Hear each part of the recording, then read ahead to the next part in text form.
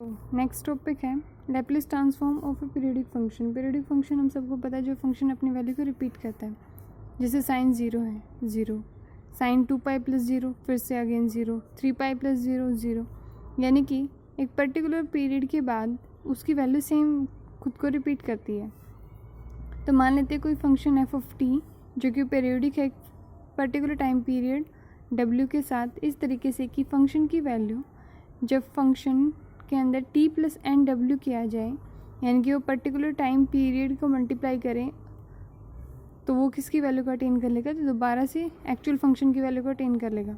अब n की value 1 2 3 हो सकती है, यानी कि कितनी बार भी कितना भी मल्टीपल आप टाइम पीरियड को मल्टीप्लाई करो, फंक्शन की वैल्यू क्या आएगी, सेम आएगी।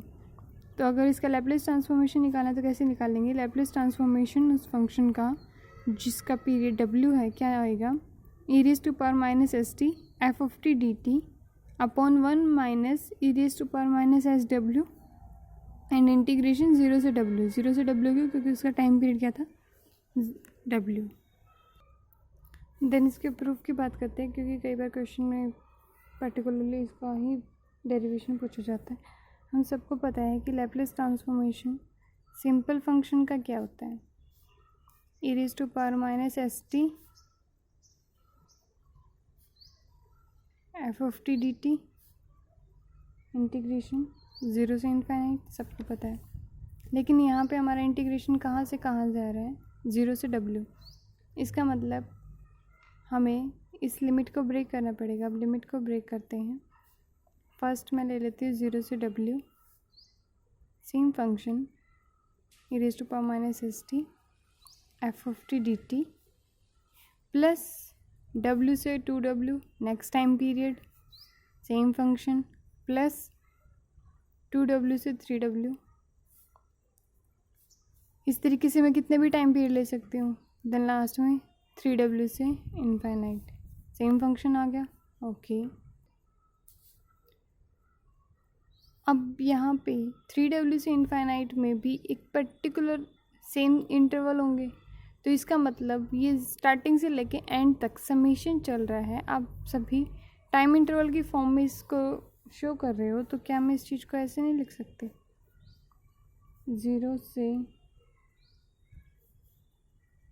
इनफाइनाइट जो e⁻⁻st f(t) dt है, इसको मैं लिख दूँ समेशन n = 0 से इनफाइनाइट, यानी कि आपकी n की वैल्यू कहाँ से कहाँ जा रही है, 0 से infinite, integration nw plus 1 e⁻⁻st f(t) dt।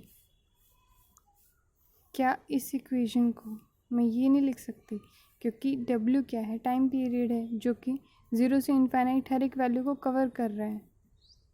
तो मैं अपने इंटीग्रेशन को पीरियड्स की फॉर्म में इस तरीके से लिख सकती हूँ। ओके, सो अब सोल्व करते हैं इसको। मान लेते हैं let us put t = x + nw, ताकि थोड़ा सा सिंप्लीफाई हो जाए। अब t की वैल्यू ये आ गई, तो dt की वैल्यू क्या आएगी, dx, क्योंकि w तो क्या है, कांस्टेंट टाइम पीरियड है, वो तो चेंज होने से रहा। तो जब t x + nw के इक्वल है, तो अगर एक टाइम पे x की वैल्यू 0 हो जाए, तो when x = 0 t की वैल्यू क्या आएगी, nw, एंड x की वैल्यू w हो जाए तो t की वैल्यू क्या आएगी, nw प्लस 1। इसका मतलब सेम वैल्यू आ गई, लिमिट भी तो चेंज करनी है ना। तो लिमिट के लिए t की बजाय हम x में लिखते हैं, लिमिट क्या हो जाएगी, nw की जगह 0 एंड nw प्लस 1 की जगह सिंपल w, तो 0 से w e⁻⁻s t है, t की जगह क्या लिखूँगी, x + nw function x + nw into dt की जगह dx, एंड समेशन हमारा कहाँ से कहाँ चल रहा है, n = 0 से इनफाइनाइट। अब जो ये दो फंक्शन है की पावर में, इनको मैं अलग अलग लिख सकती हूँ,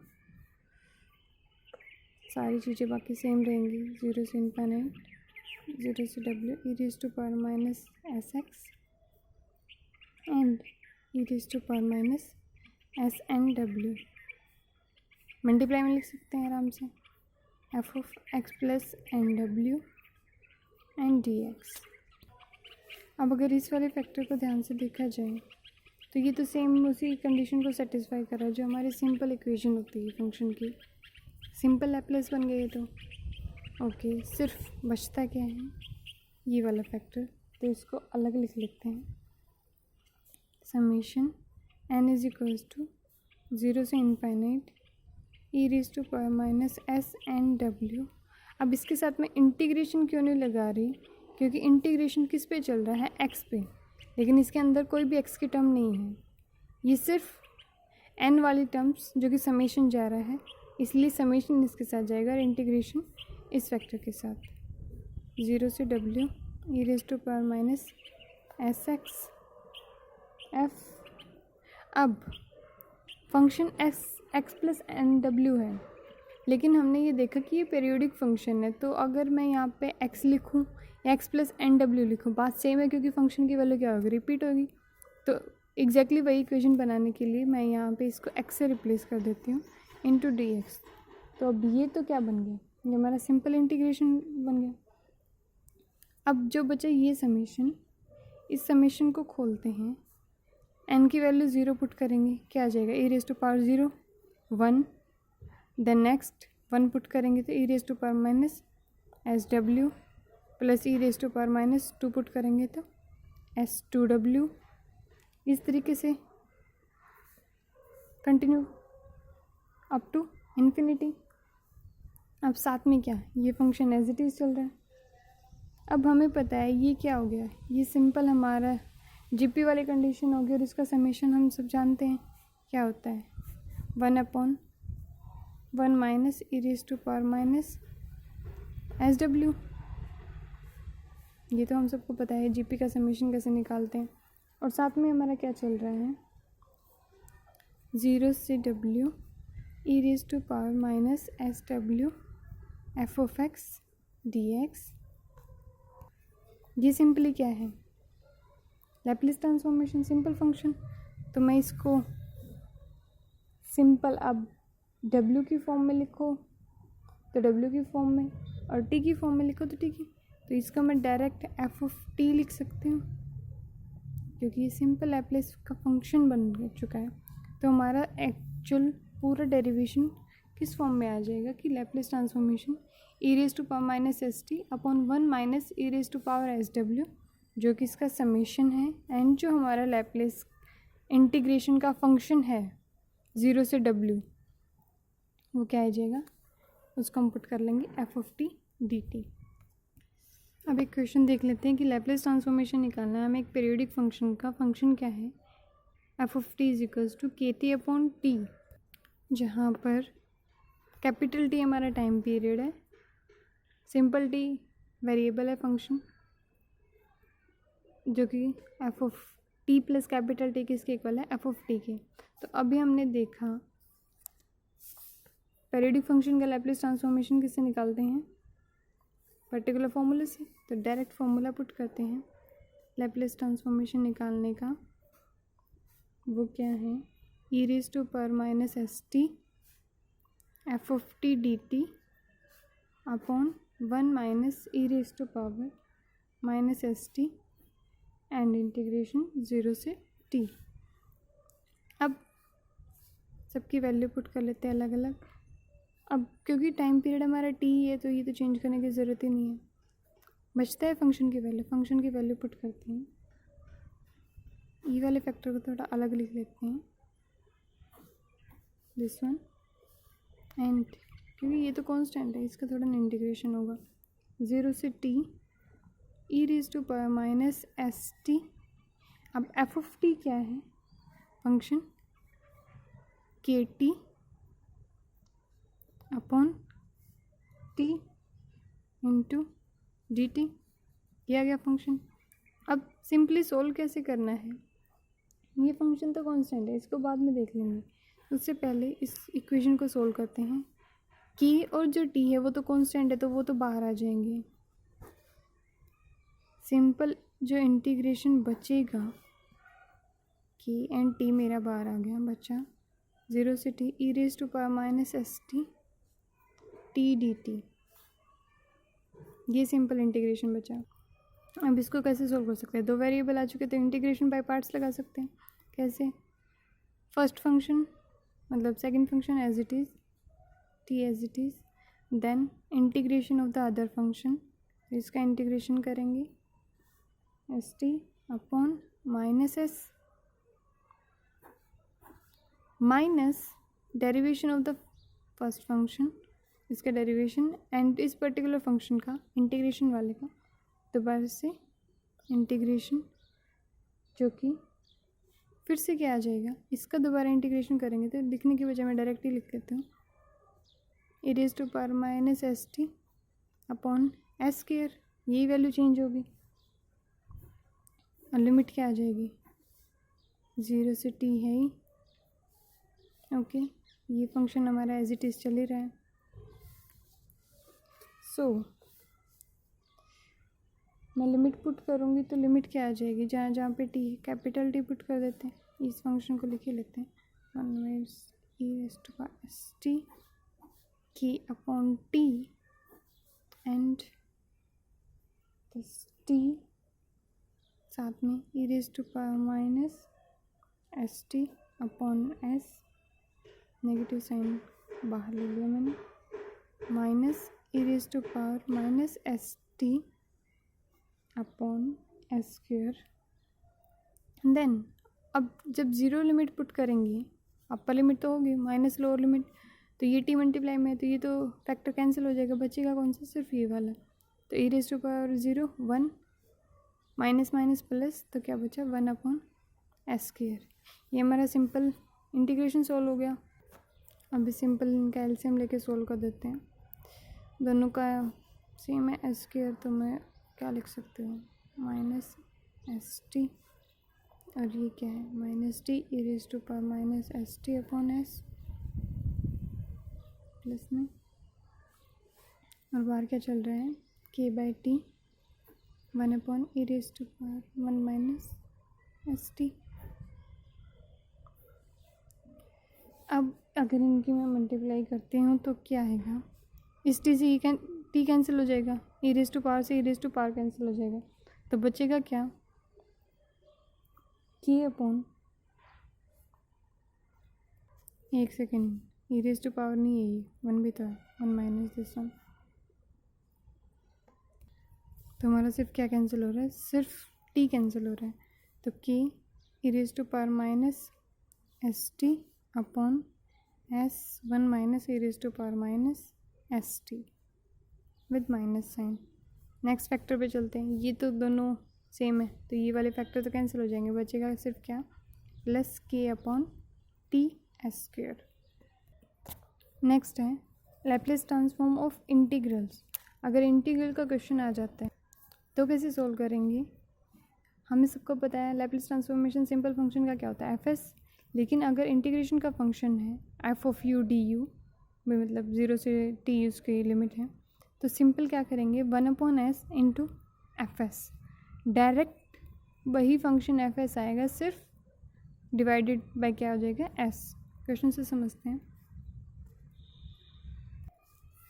एक और प्रॉपर्टी है इसकी बेसिक इंटीग्रेशन की, कि अगर हमारे पास साथ में टी की वैल्यू मल्टीप्लाई कर दी जाए, यानी कि पोलिनोमियल का अगर कोई फंक्शन के साथ मल्टीप्लाई कर दिया जाए, तो उस टाइम पे उसकी वैल्यू क्या आएगी, -1 पावर n, साथ में d n upon d s n, यानी कि differentiation with respect to s उतनी ही बार जितनी बार आपका पोलिनोमियल की पावर है, उसकी डिग्री है, इनटू फंक्शन एफ एस। जब सिंपल 1 होता है तो 1 अपॉन एस से काम चल जाता है, लेकिन इन केस पोलिनोमियल ऐड है तो आपको उतनी बार डिफ्रेंशिएशन करना पड़ेगा। क्वेश्चन देखते हैं। इवेलुएट करना है 0 से infinity t e raise to power 2t cos t d t. अब इसको उसी फॉर्म में लिखने के लिए मैं मान लेती हूँ कि 2 क्या है, 2 हमारा एस ही है, ओके, अगर मैं 2 की वैल्यू s पुट कर देती हूँ तो फिर हमारा फंक्शन क्या हो जाएगा, t e⁻⁻st cos t dt। और इस चीज़ को मैं क्या लिख सकती हूँ, Laplace transformation t into cos t। Simple वही फंडा। अब ये तो हमने लिख दिया, मतलब by the property of Laplace transformation. अब इसको सोल्व करने के लिए क्या करेंगे, हमें पता है क्या करना है, उतनी बार डिफ्रेंशिएशन। अब t की पावर कितनी है, 1 है, तो एक बार ही करना है। तो मैं क्या लिख सकती हूँ, -d/ds, माइनस क्यों, क्योंकि -1 की पावर n, -1 की पावर 1, माइनस साइन बाहर एंड साथ में। अब cos t का हमें पता है क्या होता है, लैप्लेस ट्रांसफॉर्मेशन s/s² + 1। सो अब इसका डिफ्रेंशिएशन करेंगे, सिंपल u/v मेथड करके लगा सकते हैं। नीचे वाले फैक्टर का स्क्वायर, देन डिनोमिनेटर यानी कि नीचे वाला फैक्टर एज इट इज़, साथ में differentiation of the upon u factor यानी कि u/v लगा रहे हैं ना, minus u as it is and differentiation of the v। ये क्या आ जाएगा, s² - 2s², कितना बचेगा, एक s² माइनस का अपॉन s² + 1 का स्क्वायर। अभी क्योंकि माइनस साइन बाहर चल रहा था तो ये जो साइन है यहाँ पे इन्वर्स हो जाएगा, मतलब 1 - s² की जगह क्या हो जाएगा, s² - 1, सिंपल फिर पॉजिटिव हो जाएगा। लेकिन s जो हमने लिया था स्टार्टिंग में ही पुट किया था, s क्या है 2, तो सिंपल 2 पुट कर देते हैं, क्या हो जाएगा 2² - 1 अपॉन 2² + 1 स्क्वायर, क्या हो जाएगा 4 - 1 3, 2 का स्क्वायर 4 + 1 5 का स्क्वायर 25, तो आंसर क्या आ गया 3/25। नेक्स्ट है इन्वर्स लैप्लेस ट्रांसफॉर्म। इन्वर्स एक बार स्टार्टिंग में भी डिस्कस किया था, इन्वर्स कैसे निकालते हैं, फिर से देख लेते हैं। सिंपल हमारा जो लैप्लेस ट्रांसफॉर्मेशन किसी फंक्शन f(t) का है वो क्या होता है fs। अब यहाँ पे जो अंदर वाला फैक्टर है जिसका ट्रांसफॉर्मेशन हम निकाल रहे हैं वो क्या है, वो इस फंक्शन का इन्वर्स लैप्लेस ट्रांसफॉर्मेशन है। तो ft क्या है, inverse Laplace transform of fs। और अगर हमें निकालना है ft यानी कि इन्वर्स लैप्लेस की वैल्यू, तो कैसे निकालेंगे, Laplace transformation Laplace inverse f(s) that is equals to f(t)। अभी जैसे हमने प्रॉपर्टी स्टडी की थी कि लैप्लेस ट्रांसफॉर्मेशन 1 का क्या होता है 1/s, तो लैप्लेस इन्वर्स 1/s का कितना हो जाएगा 1, यानी कि जो प्रॉपर्टीज़ थी वो एज इट इज़ इन्वर्स हो जाएंगी। अब लैप्लेस ट्रांसफॉर्मेशन tn का कितना था gamma n+1 upon s n+1, तो इसका इन्वर्स क्या हो जाएगा 1/s n+1 का लैप्लेस ट्रांसफॉर्मेशन क्या हो जाएगा tn अपॉन गामा n+1।